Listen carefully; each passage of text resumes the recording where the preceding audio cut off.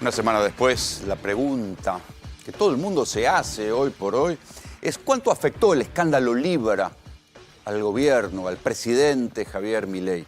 Y hay muchas maneras de medirlo. Por supuesto, esta es una historia en capítulos y capítulos que van a seguir llegando.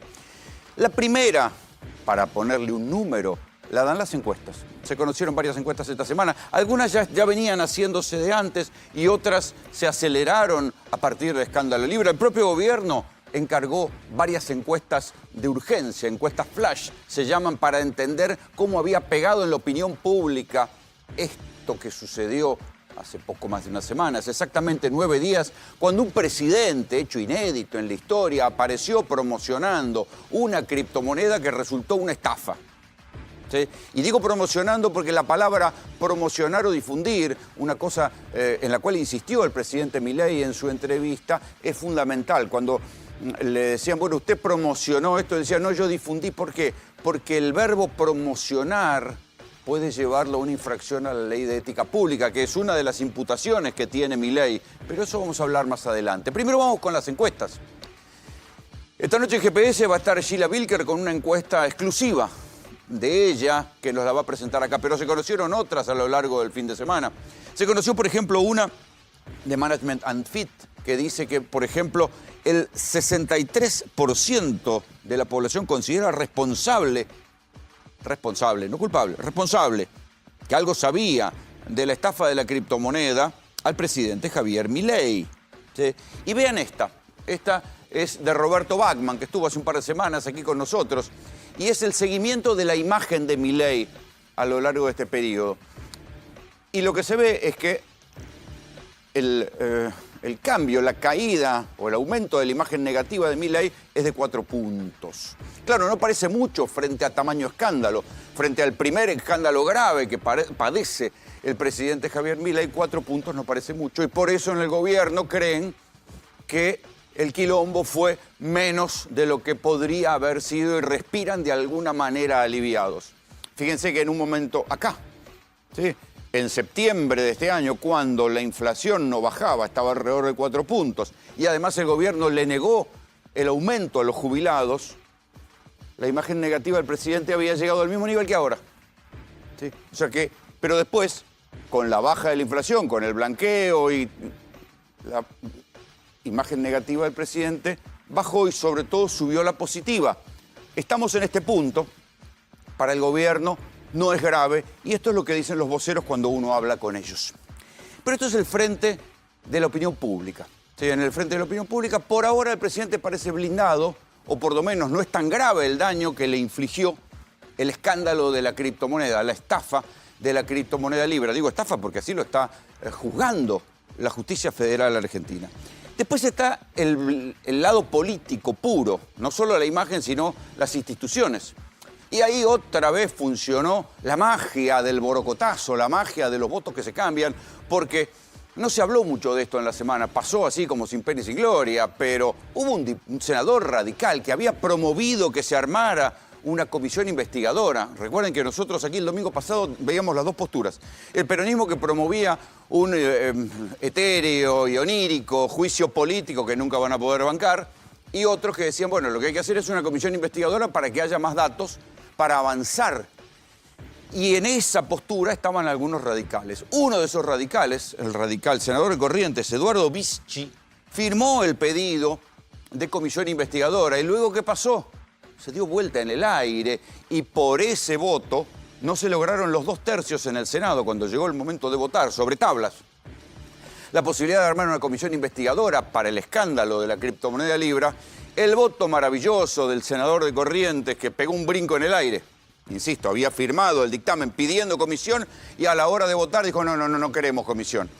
Estas cosas que, por supuesto, nadie va a investigar y que en cualquier otro lugar darían por lo menos sospecha que corrió dinero, igual que corrió dinero con el senador Cuader, aquel que apareció con los 200 lucas verdes cruzando de Brasil a Paraguay y todavía sigue retenido allá en Paraguay y nadie quiere que venga, no sea cosa que hable.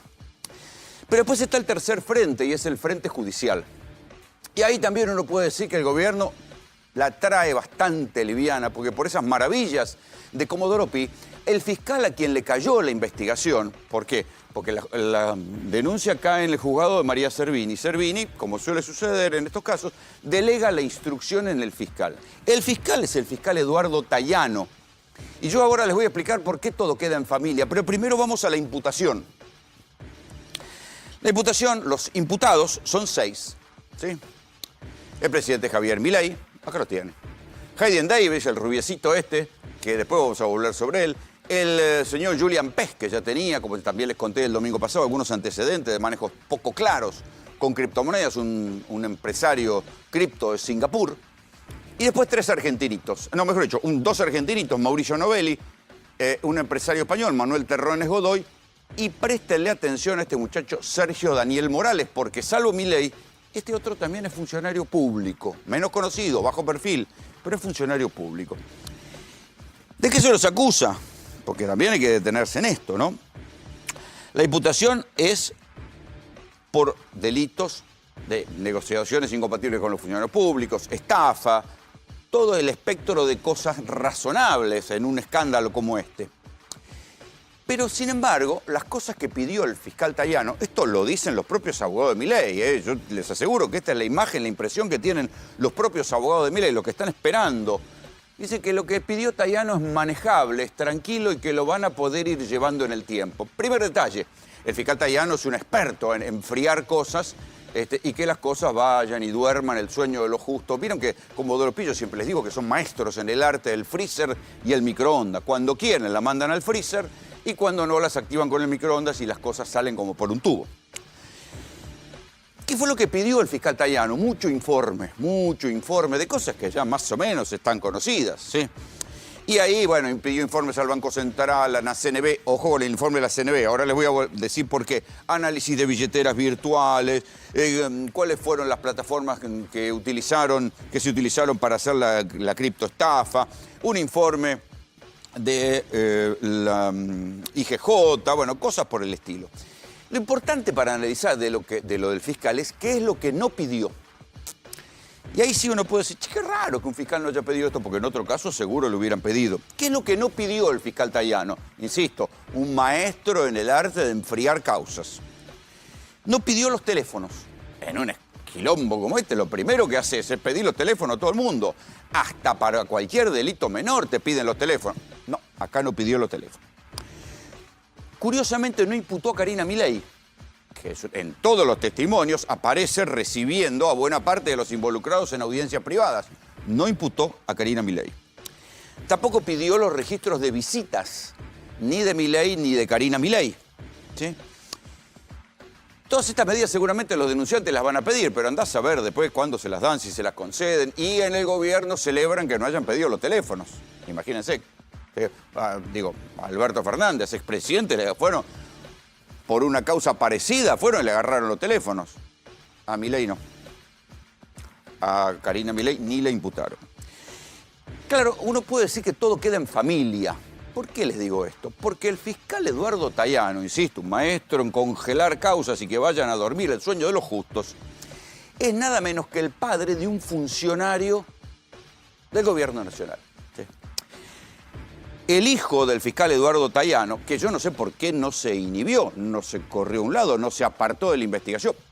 Habría que pensar si no hay un conflicto de intereses, pero bueno, parece que no, ustedes saben cómo es la Argentina, nada es un conflicto de intereses. El hijo del fiscal Eduardo Tayano se llama Federico Tayano y fue designado como jefe de la Unidad Ejecutora Especial Temporaria de Bienes Decomisados. Insisto, Unidad Especial Temporaria Ejecutora de Bienes Decomisados. Todas esas cosas que el gobierno quiere decomisó o quiere vender, está a cargo de Federico Tayano, el hijo del fiscal que tiene que investigar al imputado Javier Milei. Raro. Está bajo la órbita del jefe de gabinete de Guillermo Francos. Por eso les digo, todo queda en familia. Si uno repasa, porque ¿qué fue lo que pasó esta semana? La entrevista de Milei a Jonathan Viale, más allá del episodio que intervino Caputo, ¿no? Yo quiero atenerme a las declaraciones de Javier Milei.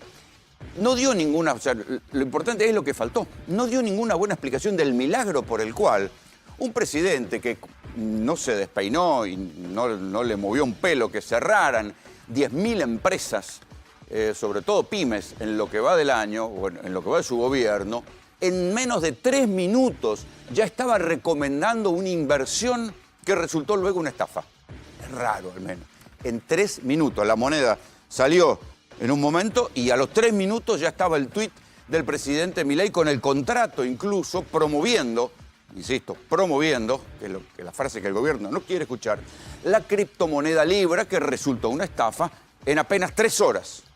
Raro. Pero cuando yo les digo que todo queda en familia, quiero volver un poquito a la placa de los imputados, ¿sí?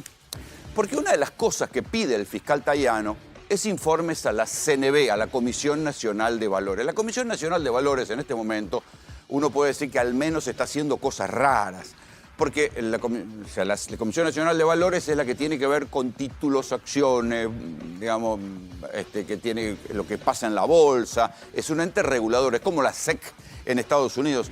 Sin embargo, la Comisión Nacional de Valores hace poco dio un dictamen extraño donde decía que Cositorto no era, para la CNV no había cometido ninguna irregularidad, al menos no se había inscrito en ninguna cosa que tuviera que ver con la autoridad regulatoria. Y entonces ahora, a la luz de lo que pasó con Cositorto, uno dice, con razón, estos muchachos son fans de las criptomonedas, de cualquier criptomoneda, y las avalan. Recordemos que las criptomonedas no son algo regulado por el Estado argentino, ¿sí?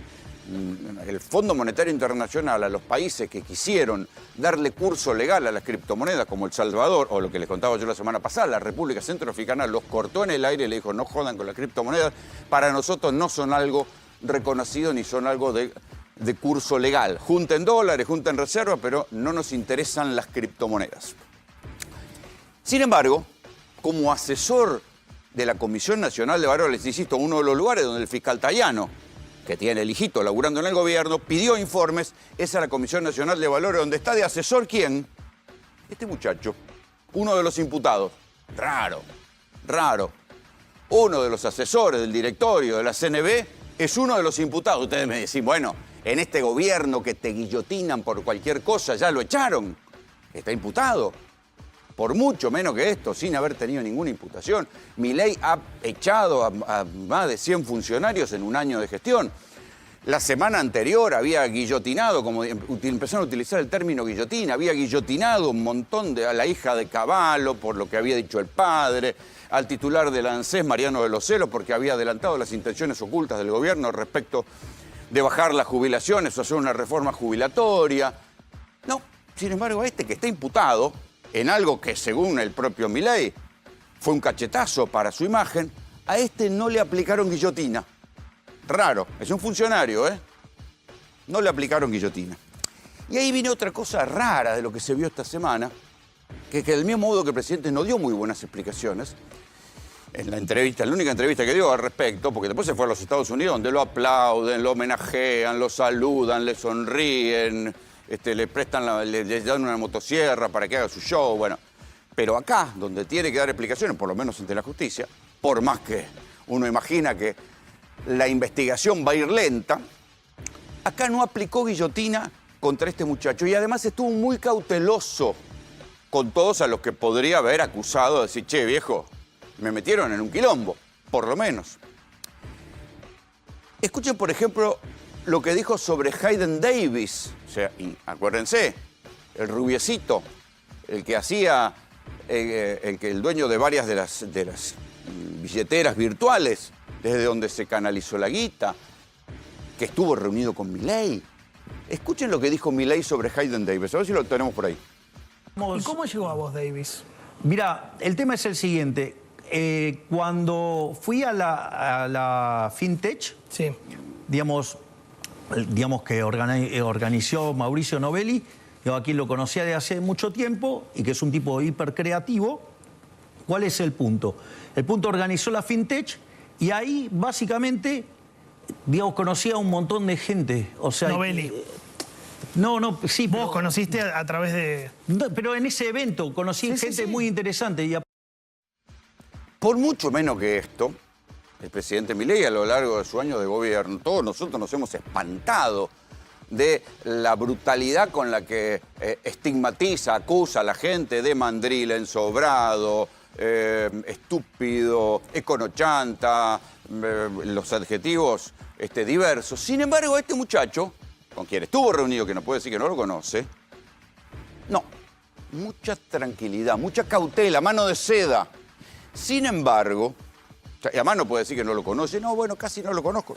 Están los ingresos de Davis a la Casa Rosada, mejor dicho, el ingreso, ¿sí? Davis Heidenmark autoriza a Karina Milei. Fecha de entrada, 16 de julio del 2024. ¿Sí? Sin embargo, este muchacho volvió a la Argentina y enseguida les voy a contar a qué volvió. Porque anduvo por acá en noviembre y tiene varios ingresos a ver a Karina Milei. Pero uno solo, que es el de la foto, con Javier Milei.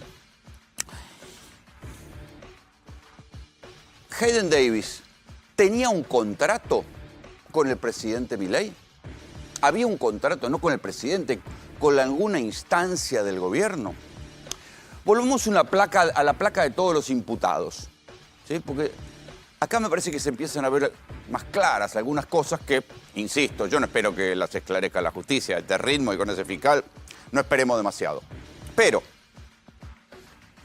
Mauricio Novelli lo contrató en varias oportunidades, antes que fuera presidente, a Javier Milei, ¿sí? Para que promocionara, para que trabajara en una academia, cursos, no importa. Novelli es socio de Morales. Morales, insisto, es un asesor de la Comisión Nacional de Valores. Morales también es socio de Manuel Terrones Godoy, otro de los imputados. Este es un empresario español.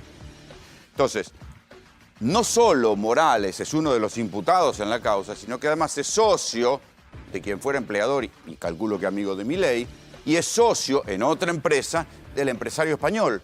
Sin embargo, a este no le aplicaron guillotina. Raro, raro. ¿A qué tiene miedo el gobierno? ¿O a qué tiene miedo el presidente que no lo echaron? Raro. Considerarán que son inocentes.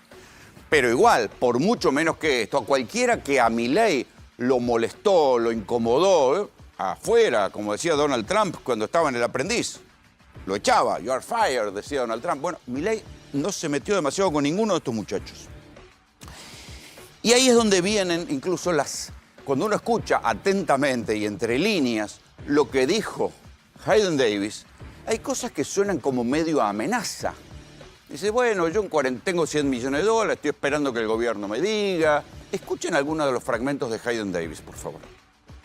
Whether I refund people, they're still going to be fucking pissed, right? Refund people on a meme coin, which sounds insane. Or I inject back. People are going to be mad either way. This isn't like some random fucking scam. This isn't a scam. This is a plan gone very wrong at a presidential level. So until, and I told you off the record what I think is going to happen, or maybe it was on, I don't even remember at this point, until I have answers from Javier Milei, until I have answers from his group, until I get an actual real game plan. This is why I gave it a 48-hour window. It was like, until somebody presents a great plan besides some bullshit thing where it's going to take 6 months, if that's the right plan, I'll do it. No problem. Bueno, a lo largo de la semana se fueron conociendo algunas particularidades de este muchacho, el pelirrojito Hayden Davis, que son por lo menos llamativas. El tipo entró a casa de gobierno, ¿sí? Pero ahora cuando se lo busca en Estados Unidos dice que se presentó con diferentes identidades. Es verdad que era actor, no sé si este será un nombre artístico, Hayden Davis. El tipo era actor, había trabajado en el mercado de los videogames, después se metió en las criptomonedas, pero sin embargo en Estados Unidos consideran que tiene por lo menos 12 nombres diferentes. Raro, entró igual a casa de gobierno, se ve que estaban muy confiados en quién era este muchacho porque lo dejaron pasar, así le fue. Confiaron en él, lo metió en un flor de quilombo, que es una acusación por estafa. Pero el hermano de Hayden Davis apareció este fin de semana y dijo que había un contrato con el gobierno.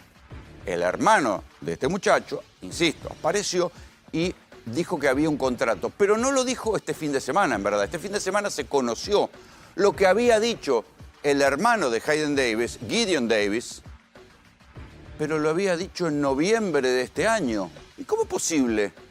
Ya en noviembre de este año el hermano hablaba de un contrato. Esto obviamente circuló en redes sociales porque alguien se acordó, capturó y vean. Gosh, even now. So how does the president of Argentina, I mean, how's he going to pull this through? Yeah, we'll see. We'll see what ends up happening over in Argentina. I haven't been in person yet. My brother's been a couple times, so I'm excited to go.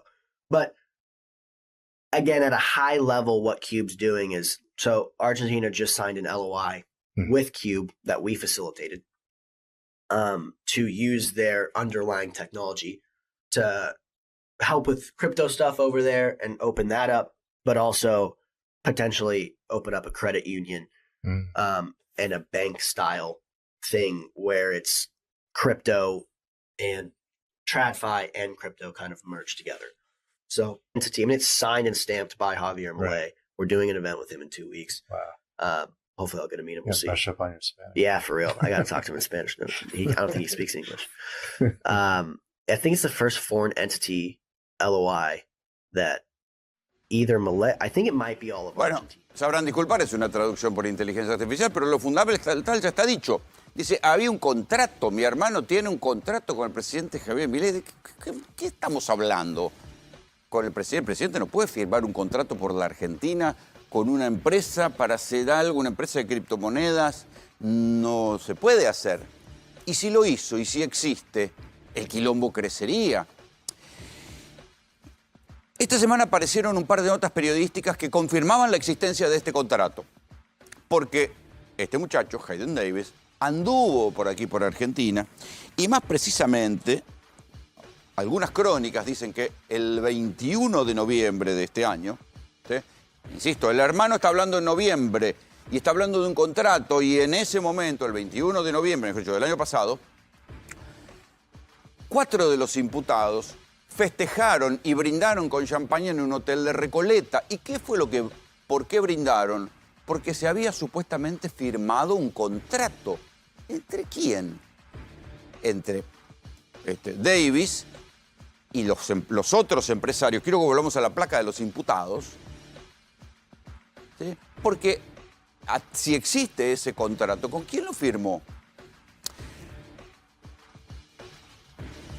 Estos tres, la información que circula es que existiría un contrato entre Mauricio Novelli, Manuel Terrones Godoy y Sergio Daniel Morales, asesor de la Comisión Nacional de Valores, y Hayden Davis.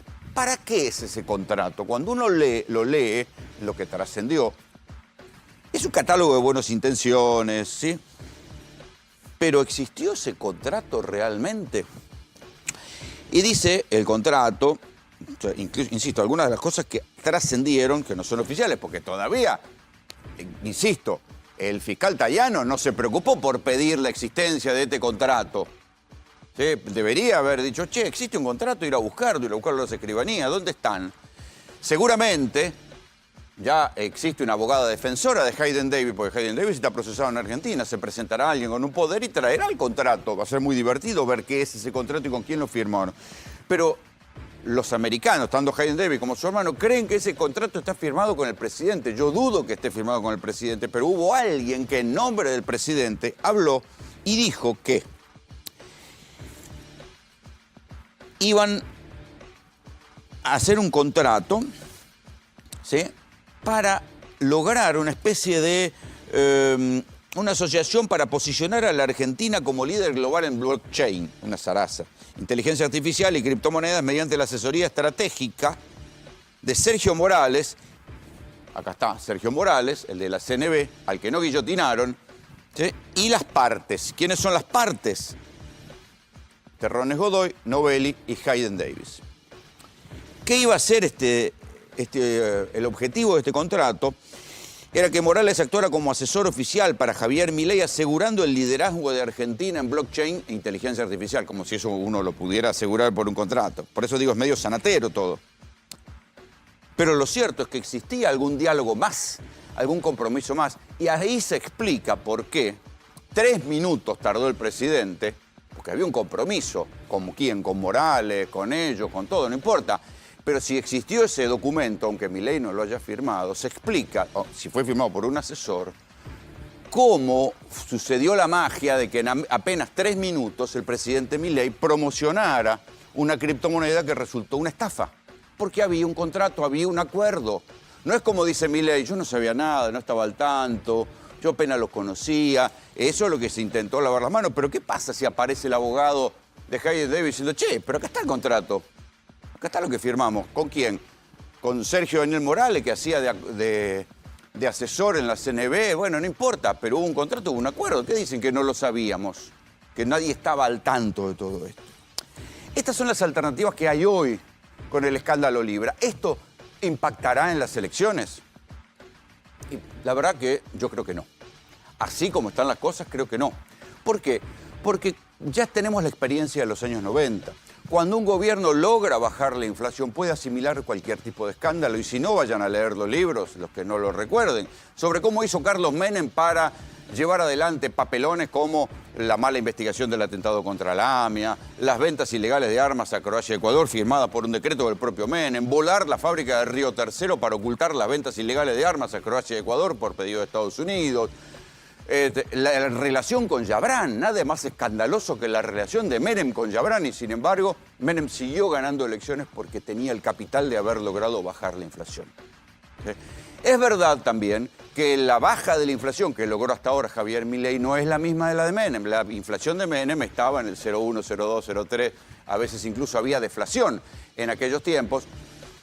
Y en todo caso había un poquito más de actividad económica. La baja de la inflación que logró ahora Milei se parece a la inflación de Macri. O sea, recuerden que la inflación de un 2% mensual era la que tenía Macri, y Macri en los dos peores años, entre 2018 y 2019, donde había un cuadro muy parecido a este. Una inflación que rondaba el 2%, una inflación de costos. ¿Sí? Estos son los 2 años finales de Macri. Es un cuadro muy parecido al que hay hoy. Una inflación que ronda el 2%. Macri también se jactaba de que no había déficit fiscal, ¿sí? Que en todo caso lo que había era déficit financiero, déficit producto de lo que tenían que pagar de deuda, pero no había déficit fiscal, que tampoco estaban emitiendo dinero, como dice Milei. Sin embargo, la inflación fue alta, fue del 47,6, 52,5, y fue una inflación con recesión, igual que está pasando ahora. Y si no, vamos a hablar en un ratito, piensen en la postal de la caída de supermercados. Algunas encuestadoras privadas, que a esta altura no sé si nos están midiendo mejor que el INDEC, dicen que cayó un 10% enero contra enero 2024, enero contra enero 2025, el consumo en los supermercados. Ya gobernaba Milei el año pasado y ya había caído el consumo en los supermercados, y sin embargo volvió a bajar a lo largo de un año, enero contra enero. Y no es que la gente se fue masivamente de vacaciones, en fin, se verá en febrero eso, pero esa es la situación de hoy. O sea, la verdadera apuesta, la verdad de lo que va a pasar en las elecciones depende de la economía, no de los escándalos. Ahí sí que hay una lección de los 90 para aprender. Y mientras tanto, otra vez, como Macri, insisto, no como Menem, como Macri, Milei está dependiendo del Fondo Monetario Internacional que le mande, ¿cuánto? 10.000, 12.000 millones de dólares. Pero el presidente que dice que los que gastan más plata de la que tienen en el Estado son degenerados fiscales, se comporta como una especie de degenerado cambiario, porque ha quemado reservas, y esto no lo dice la oposición, lo dice un informe del JP Morgan, de uno de los bancos especialistas en carry trade. El informe del JP Morgan dice que en lo que va de el gobierno utilizó casi 40.000 millones de dólares, 38.000 para ser más exactos, para hacer el dólar blend y para mantener el dólar oficial pisado. O sea, es un plan antiinflacionario carísimo para un país como la Argentina, que no tiene reservas. Fíjense, el gobierno cuenta todos los días cuántos dólares compra, pero no dice cuántos se van, y por eso es que no acumula reservas. Con todo, hay que decir que el JP Morgan recomienda, igual que el Fondo Monetario, levantar el cepo cambiario, considera que el Fondo Monetario, igual que a Macri, le va a dar un salvataje de 10.000, 12.000 millones de dólares para que llegue hasta las elecciones. Hay que ver si eso alcanza. Pero ahí está la clave de lo que puede pasar en las elecciones, no en el escándalo Libra. El escándalo Libra será una conversación de algún punto. Insisto, lo que les contaba en el comienzo de la editorial, 4 puntos se siente en las encuestas. Esto puede generar que el debate sea diferente respecto del prestigio de Milei, que venía llevándose por delante y levantándole el dedo a todo el mundo. Puede ser, pero la verdad está en la economía. Y la verdad en la Argentina está en la inflación. Si el gobierno con forceps, como sea, sentándose encima de los dólares o como sea, logra mantener la inflación baja, le va a ir bien en las elecciones. Algunos votarán en contra por la recesión, por lo que están viviendo con el desempleo, pero otros celebrarán la inflación, como la celebraron, la baja de la inflación, como la celebraron en los 90. Bienvenidos, esto es GPS.